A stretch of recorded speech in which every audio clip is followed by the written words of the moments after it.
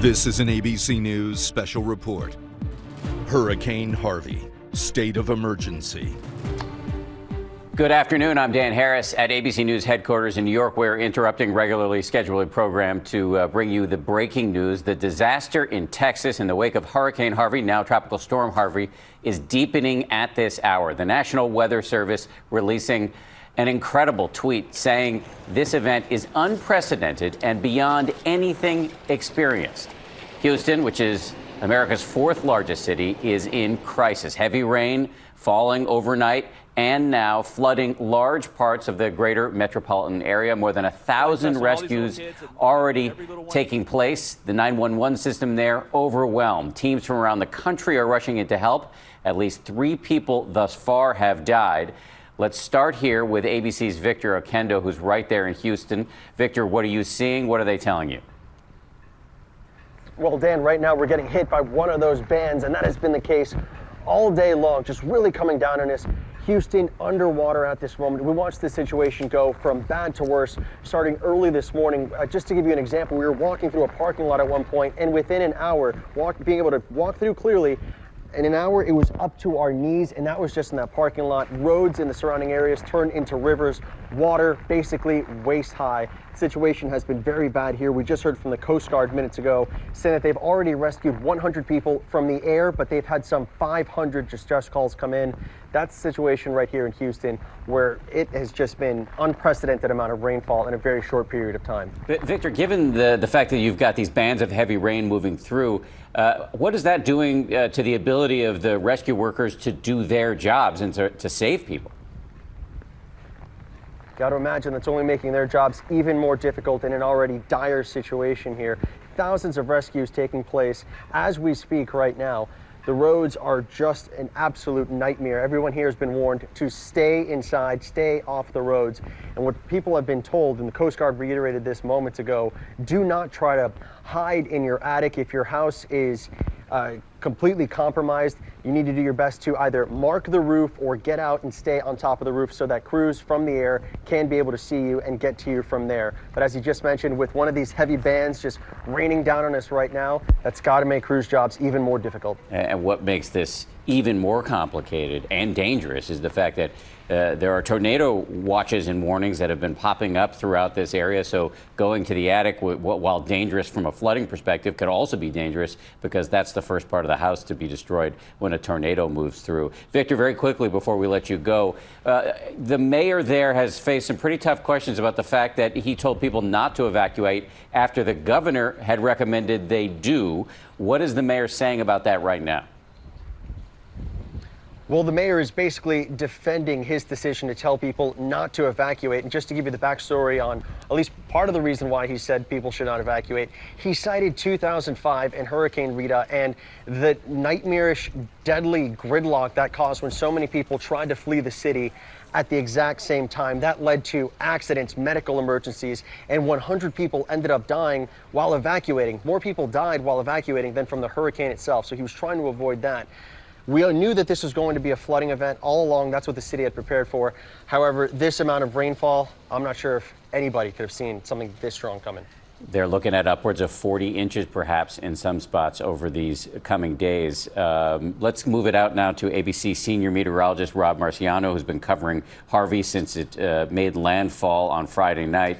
Rob is in Rosenberg, Texas, near a giant sinkhole. Rob, let me just start, before you tell us about the sinkhole, let me just start by asking you about the forecast at this point. What makes this storm so dangerous when compared to other hurricanes is that it's stuck in place and doesn't appear to be leaving the neighborhood anytime soon. So what is the forecast for the already waterlogged Houston at this point?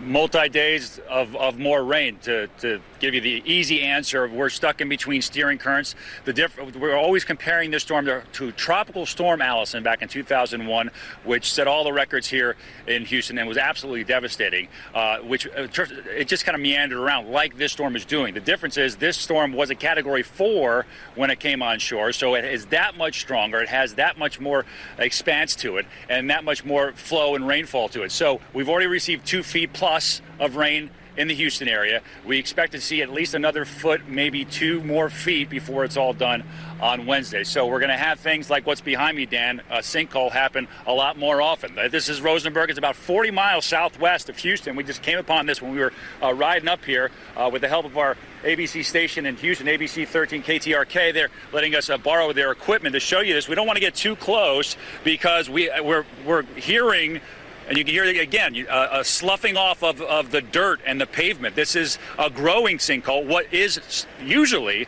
just a small creek that comes underneath this road. It's got a pipe, a culvert that's about 4 feet wide that has broken loose, and this piece of infrastructure now is done. So of greater concern beyond this, we'll see more of this in the coming days, is that this area of Houston is between 2 large rivers, and as they rise here and we get more rain in the next couple of days, it's got the creeks will then kind of succumb to the larger rivers, which will then swell, and they may even combine down in this area, and so it may be completely underwater. One of the issues with Houston, look at this, huge strip malls, a lot of concrete, the definition of urban sprawl. This water has no place to go. One of many reasons that Houston floods so easily, and then they put 2, 3, 4 feet of rain on top of that. It's just it's a nightmare, and that's what we're enduring right now. And so just to put a fine point on this, Rob, you don't think that the city and the surrounding area is going to get a break from this rain anytime soon? We're looking at maybe end of the day Wednesday? That's right. Hopefully the beginning of the day Wednesday.